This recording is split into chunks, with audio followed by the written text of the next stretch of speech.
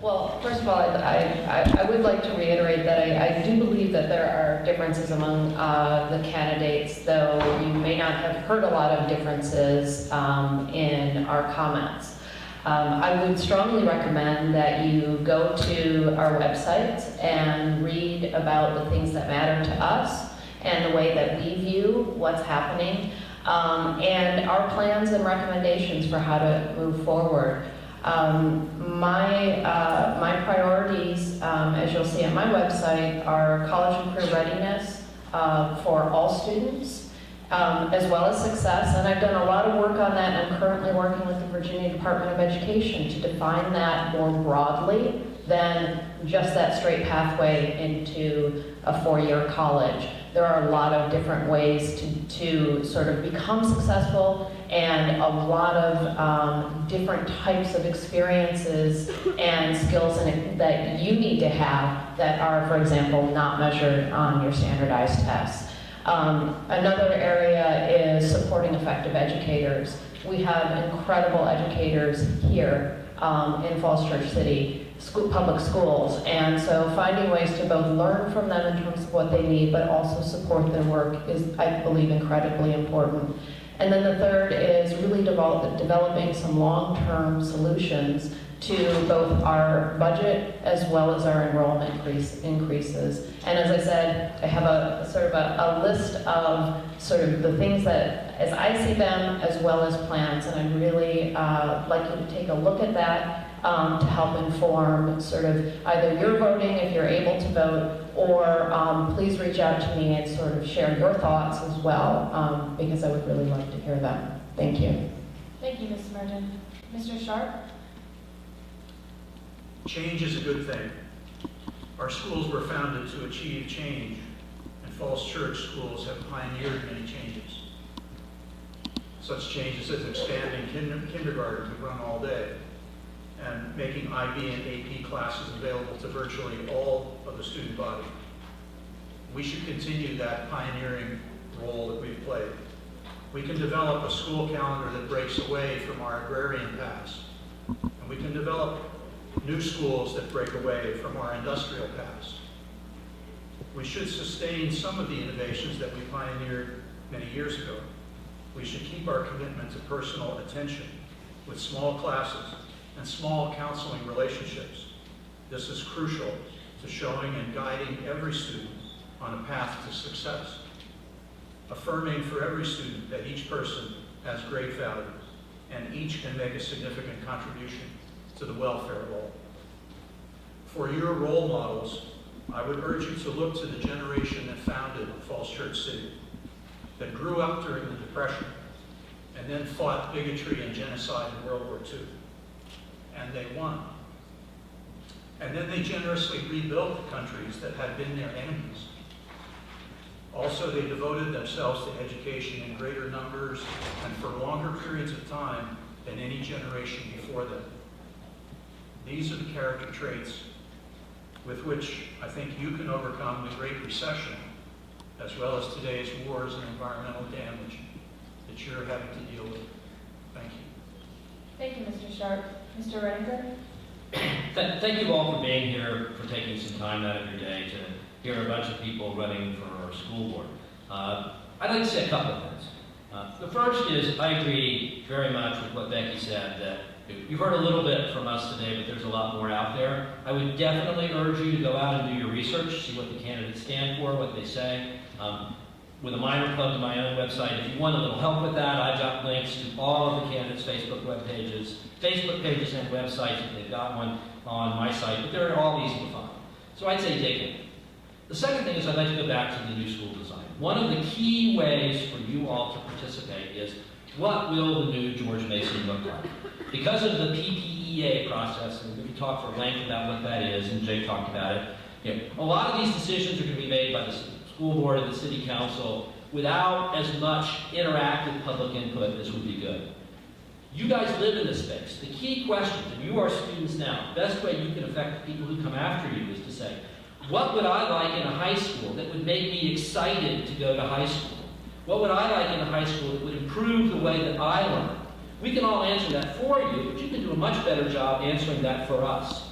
So I would strongly urge you, if you have thoughts about what ought to be in the school, to just pick up the computer that's been issued to you by the FCCPS and send an email to all of the city council members, or all of the school board members, or the candidates if you want to say, this is what I think would be important, this is what I would think would be valuable, so that they know they have that input in making those decisions and can make the best decisions for Falls Church City.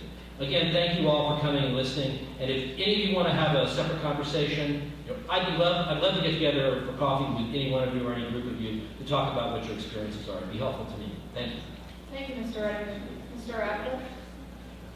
I'll be brief. I thank you all for sitting here. I appreciate the audience and your interest in this. A good website that's completely neutral is put out by the League of Women Voters, a very old organization that was founded to try to educate women once they got to vote. Their website is now vote411.org. Couldn't be simpler. So as you do the assignment I tried to give you, which is figuring out who you would vote for and speaking to your parents about it, I think that's the most neutral resource you can get to. I would hope also that you look at the people up on this dais and understand that everybody here is trying to volunteer to make your schools better, and you should think about what you are going to do in your communities going forward. Mr. Sharp has been on the school board for 17 years. Volunteering and being reelected so many times because he cares about the schools. His children have long since graduated. I mean, this is a person who is working for the betterment of his entire community. And since this is my last opportunity to speak publicly in this election, I'd just like to honor him. Thank you very much.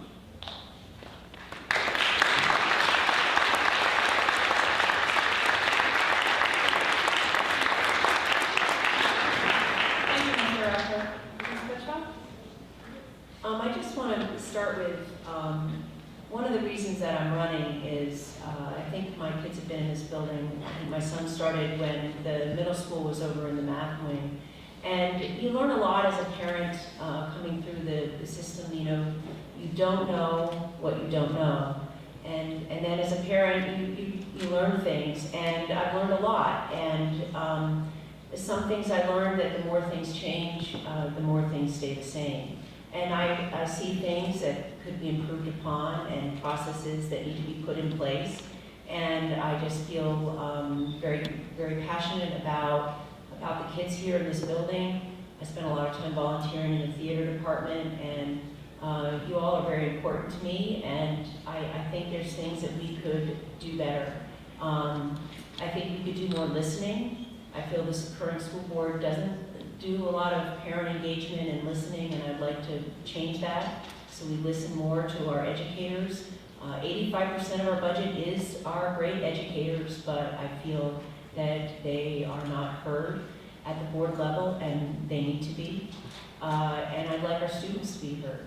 We need to be more collaborative and work together. And the thing about high school is when you leave, it's not, you won't remember what you learned. And you will remember some teachers, but the most important thing that you'll remember is how this place made you feel. And I think we need to have some conversations because this is a wonderful place. And I think that we can work hard and make it even better. Thank you, Ms. Kuzma. Mr. Kay? Once again, thank you. I hope I've been clear today on where I stand on the key positions. I'm running not because I want to be a professional politician, because I care about the city and I care very much about the school system.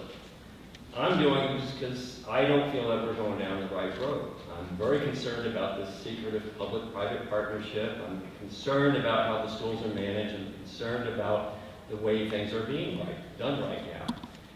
And that is why I'm running. I want to make sure that what we have here today is better in the future. And like everyone on this panel, I think you need to look at what materials they're putting out there. Ask them questions, send them emails, or grab them in the street, ask them. Also, think about when you look at the materials and people are advocating various things, both here on the city council or anywhere else, ask what's motivating them. Is there something else going on there? Think campaign finance, or who's funding whom? You know, what do these people want? Do they want to maintain and keep Falls Church City unique in Northern Virginia, or do we just want to look like, you know, everywhere else, look like Tyson's or Boston? You know, do we have something special here that we should try to maintain? I believe we do. We need growth. Things change. Things evolve. But you have to ask yourselves, especially at your age, where are we going? Do I want to live here sometime in the future? Think about the entire community. I think it's very important. Thank you. Thank you, Mr. Kay. Ms. Gill? Hi, thanks again for coming out. I think I only saw 2 people sleeping during this, so that is awesome. Good job. I would urge you to log on to your parents' Facebook account and check out my Facebook page. That's where I do most of my updates. I know I'm old. You can also send me an email, and like Phil, I would be happy to have coffee with any of you. You can come to my house. You can babysit my kids. Okay. You can come to my house and or meet me out. And I'd love to meet with any of you and hear what your thoughts are. November, there's a big election in Falls Church City. There are 2 really different competing views of what our city should be and where our city should go. And I urge you to really look into that. And as Mark said, you know, think about what do I want the city to look like? And talk to your parents about it. Some of you are voting this election, and some of you will vote in a couple of years. In either the school board or the city council, what you're really looking for are individuals with strong opinions who can work together as a team. Because no one person that you elect to the school board or the city council can make decisions by themselves in a vacuum. They all must work as a team in a collaborative environment. So look for people who can work together. I'm going to put in a quick plug for getting involved in local government. I'm going to also date myself again. Did any of you guys watch Parks and Rec TV show? Okay, you guys, we have Parks and Rec right here in Falls Church City. So I would urge you to go down, go to the city council meeting, go to a school board meeting. It is fascinating. It is not going to be as boring as you think it is. Head down there and go to one of these meetings and see what happens in local government. This is where change happens. This is where your roads get built, your schools school policy is made. This is where decisions happen that affect you in a day-to-day life. I know national politics is way more exciting, but I'm going to tell you, Falls Church City politics this year, way more exciting than national politics. So please pay attention, get involved. Thank you again for your time. Thank you, Ms. Gill. Mr. Castillo? Well, thank you. The time to register to vote has passed, but one thing I will pass out to you all, you may not know this, if you are going to be 18 by the time the presidential election happens next year, you can register after November 4th, even if you're not 18 yet, to be able to vote in primaries. So if you have a particular candidate that you'd like to support in the primary, you're going to be 18, you don't have to wait until the fall because you can register and participate in that primary to help select who ends up on the ballot. So that's not something that everybody knows. I'd like to thank the Lasso and you all for coming out today. I think it's been a great event. And the Facebook machine, Castile for Falls Church, if you're so inclined. Just a couple of things. You know, the Virginia Constitution requires that we provide a high quality, it actually says high quality, free public education to students in K through 12, and that's what the school board is about.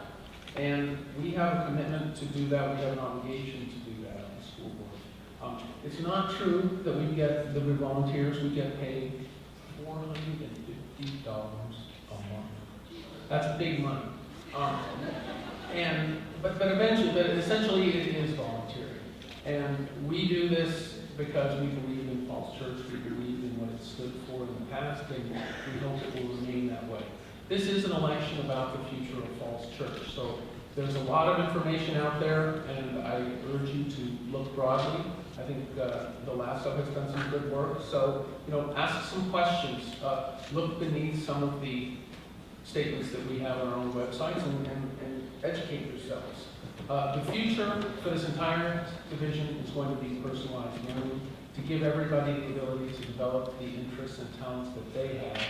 I think it's going to be a great journey moving forward, and I hope that you all will help me